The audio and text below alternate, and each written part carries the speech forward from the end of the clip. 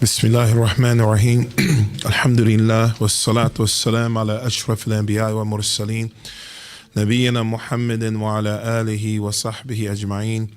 Allahumma anfa'na bima 'allamtana wa 'allimna ma yanfa'una. Allahumma zidna ilman innaka anta alimul hakim. Allahumma ij'al hadhihi muhadara hujjatan lana la hujjatan alayna ya rabbil alameen. Amma ba'd. Today, inshallah ta'ala, we want to speak about preserving the tongue and the dangers of the tongue. Allah subhanahu wa ta'ala says in the Quran, Alam naj'al lahu 'aynayn wa lisanan wa shafatayn. Allah subhanahu wa ta'ala says, did I not create for them 2 eyes, a tongue, and 2 lips? Right? Allah subhanahu wa ta'ala is talking about his creation, right? He says, Alam naj'al lahu 'aynayn. Did I not give them 2 eyes? Wa lisanan wa shafatayn. A tongue and lips. طيب. النبي عليه الصلاة والسلام النبي عليه الصلاة والسلام, he speaks about one of the punishments or punishment for a person being careless with their tongue. A punishment for us being careless with our tongue, especially during the month of Ramadan. And Nabi alayhi salatu wasalam, he said, Ya Mu'adh, thakulatka ummak. He said, O Mu'adh, and Mu'adh ibn Jabal was one of his companions. He said, thakulatka ummak, may your mother lose you. And if we was to translate it to our language, basically like you tripping. So he says, هل يكب الناس على مناخرهم في جهنم إلا ما نطقت به ألسنتهم. He said, aren't people will be drugged on their faces in a hellfire by the things that came from their mouth, meaning their tongue. Our tongue gets us in trouble.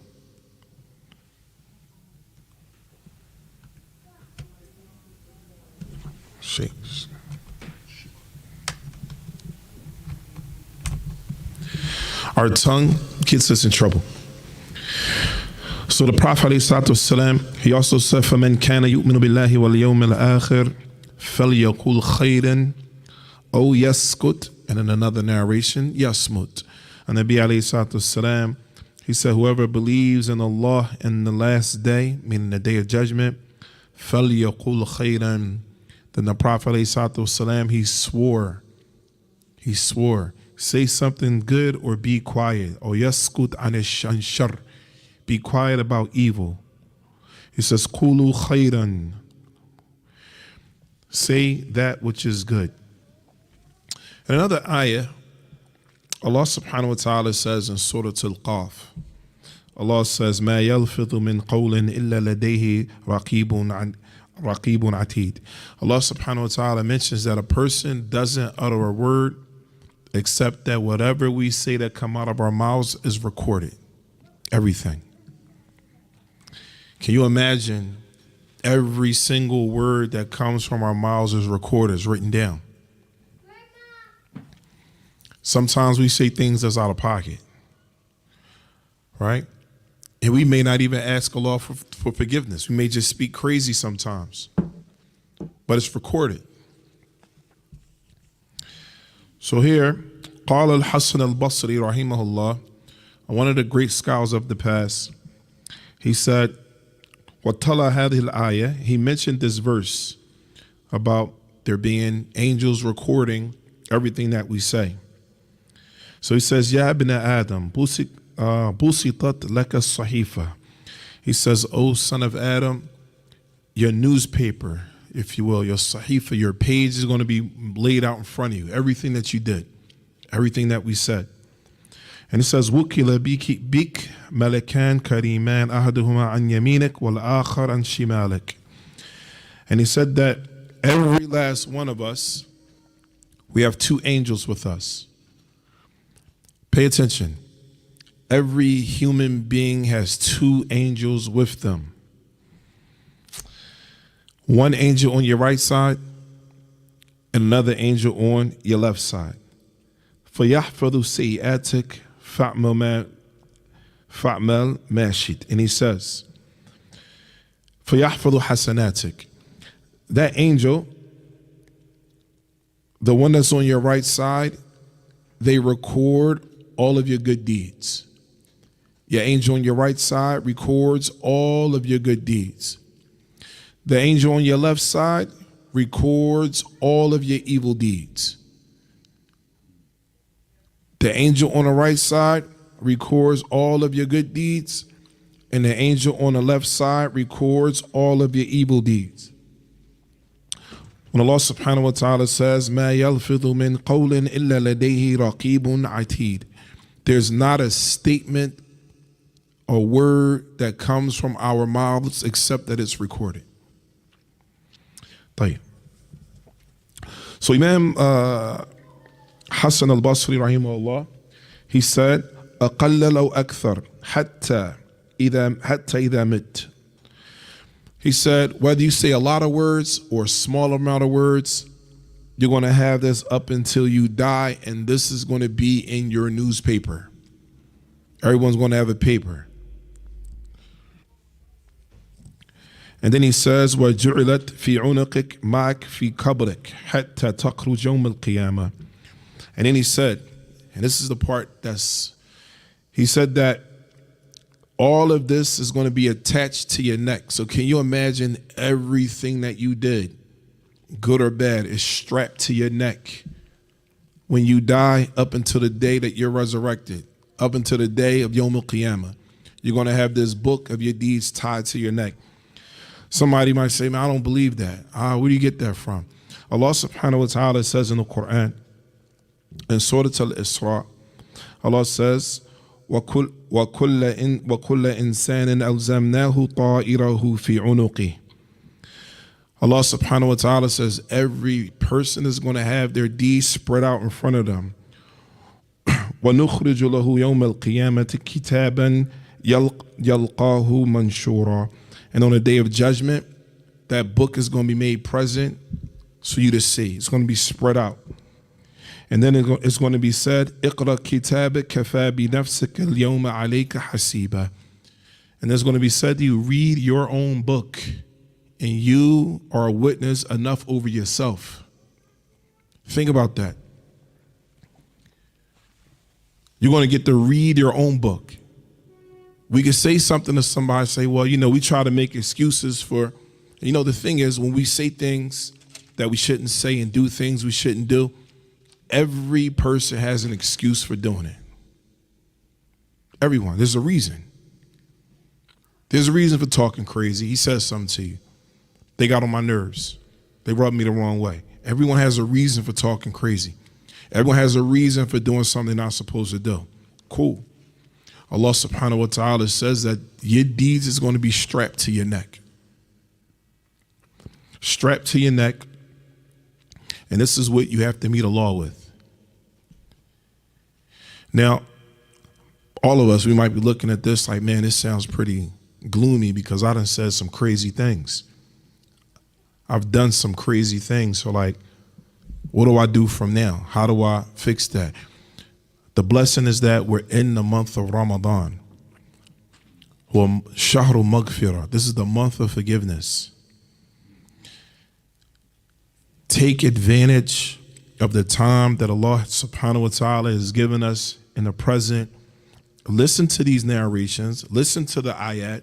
Listen to the hadith. And if you know that we're guilty, saying things we shouldn't have said, done things we shouldn't have done, take advantage of the opportunity and seek forgiveness. During the last 10 nights of Ramadan, there's a day called what? Laylatul Qadr. There's a dua, and we got to keep talking about it. There's a dua that the Prophet ﷺ, he told Aisha radiallahu ta'ala anha, if you come across this night, then you make this dua. Allahumma innaka afuwun tuhibbul afwa fa'fu anni. It says, oh Allah, Innaka afuun. Oh Allah, you are a partner. And tuhibbul afwa, and you love the pardon. Fa'fu anni, then pardon me. But here's the thing. What's the difference from pardoning and forgiveness? Are they one and the same, or are they different? There's a difference. Somebody, and we talked about this before, we'll talk about it again. Somebody could do you dirty. Family member, a friend, they may have took some money from you. They may have did somebody ever do somebody dirty in here? Nobody? Everybody. Somebody did you dirty. Did you forgive them? Did anybody here ever forgive anybody? Pay attention. Muslims, pay attention. This is the month of Ramadan. If you can't forgive nobody, do you really expect the law to forgive you? If you can't forgive somebody else? I'm not saying it's a condition. I'm saying that you really, if you want Allah subhanahu wa ta'ala to forgive you, perhaps you might want to forgive somebody else. Maybe. So did anyone here forgive somebody? All right. Let me use you, Sheikh. You forgave somebody before, right? You forget what they did? Did you forget, or you just forgave them? But you still remember, though. Yeah. That's what forgiveness is. That means that on the day of judgment, as many of the scholars mentioned, if we ask Allah subhanahu wa ta'ala for forgiveness, and Allah forgives us, but when our book is laid out, it's still there. It might be like, all right, you got to pass on these. You're forgiven, but it's still there. You're still going to see like that. You might be you might know, it's a difference. You might be forgiven for it, but it's still there. You can see it, right? Pardoning is a type of forgiveness. Have you ever forgave somebody and it's whatever they did, you just totally deleted it from your memory as if it never existed? No? Oh, you did that too? Totally deleted. So if you see them and they do something to remind you of, it's not going to make you think about it? You might think about it. Yeah, you might think about it. You might. What I'm saying is that Allah subhanahu wa ta'ala on that night, that's worth more than how many months? 1,000 months of worship.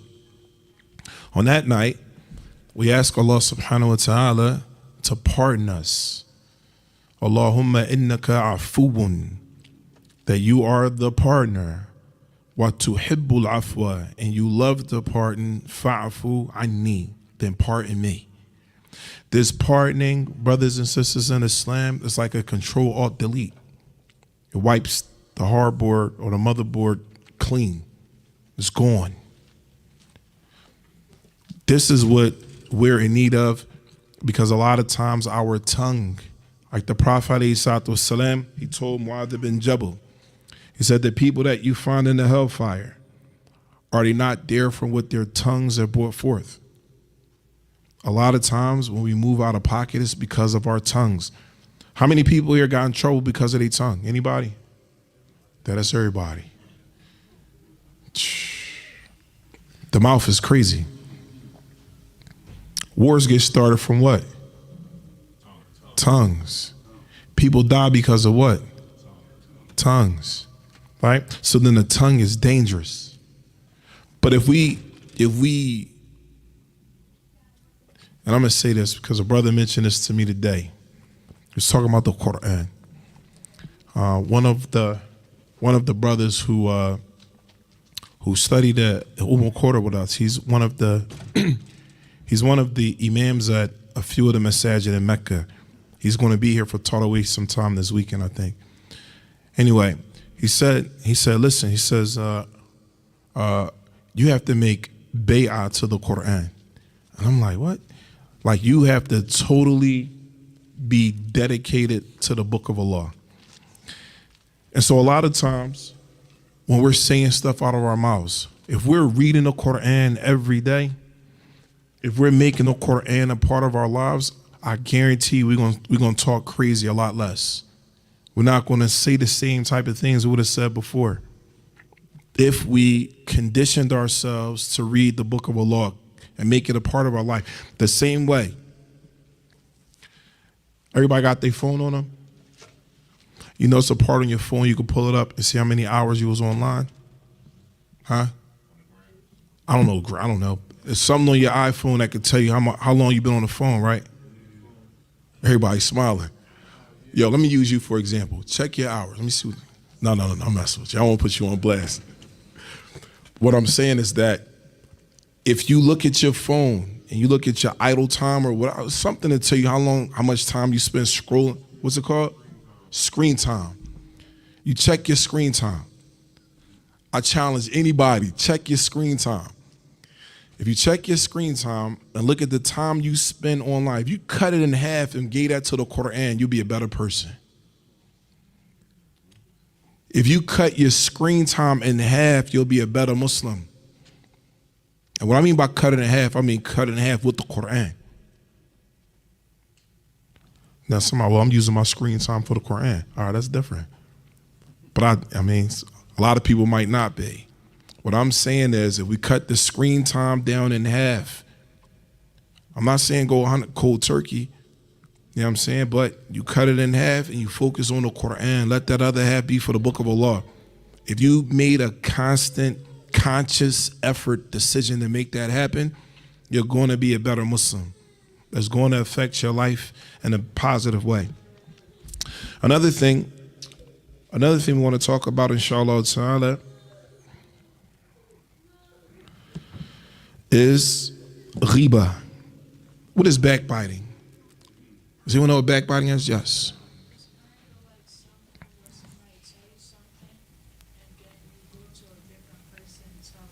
MashaAllah. So he said like namima, who he's talking about. Somebody tell you something, you spread it to somebody else. You said backbiting is slander? What's slander? What does that mean? It's a lie? So what if it's true? Is that still backbiting? It's not backbiting.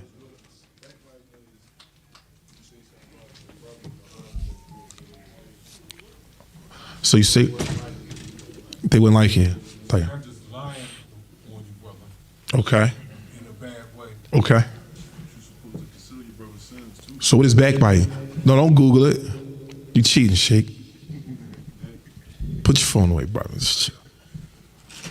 Backbiting is talking about your brother, talking about your brother behind his back, even if it's true, it's still talking behind his back. So even if it's true. طيب. So we have a hadith عن أبي هريرة رضي الله تعالى عنه أن رسول الله صلى الله عليه وسلم قال. So the Prophet عليه الصلاة والسلام, he said, أتدرون ما الغيبة? He said, do you know what backbiting is? قالوا الله ورسوله أعلم. Allah and His Messenger knows best. He said, we don't know. Allah and His Messenger know best. قال ذكرك أخاك بما يكره. Mentioning something about your brother that he hates.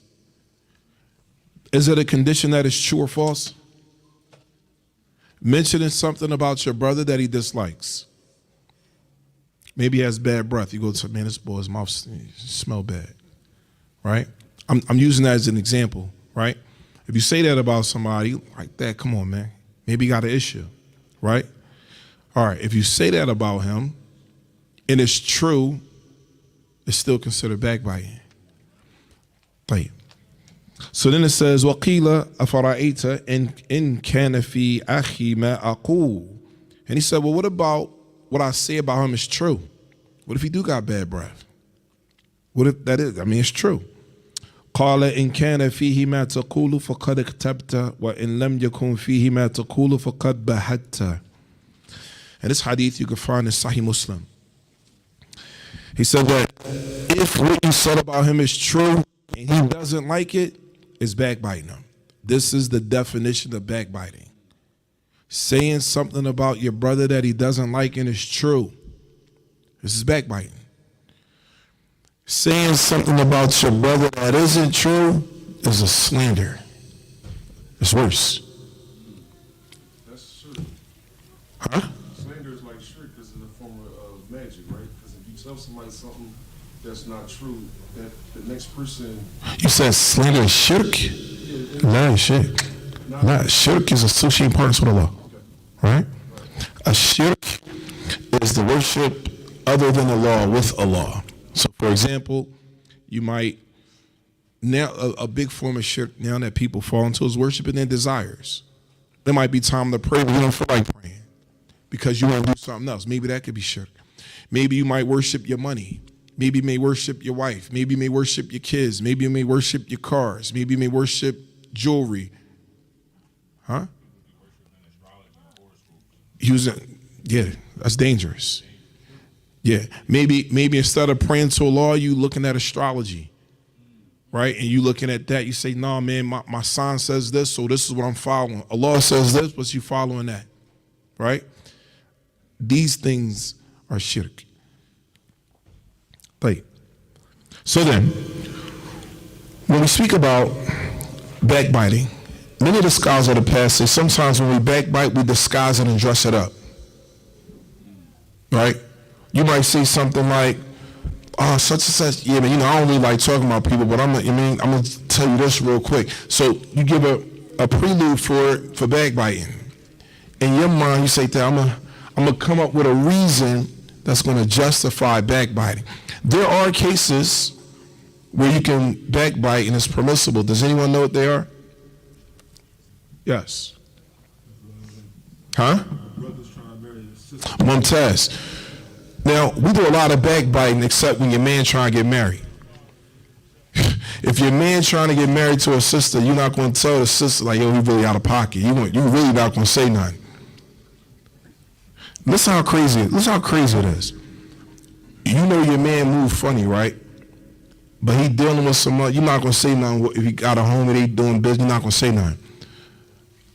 Like you want to, no, you may say something. Let me stop that. If your man, he moves funny, your man, like, yo, why you mess with Bull? Bull, he a noodle. He ain't cool. You're going to tell your man that, right?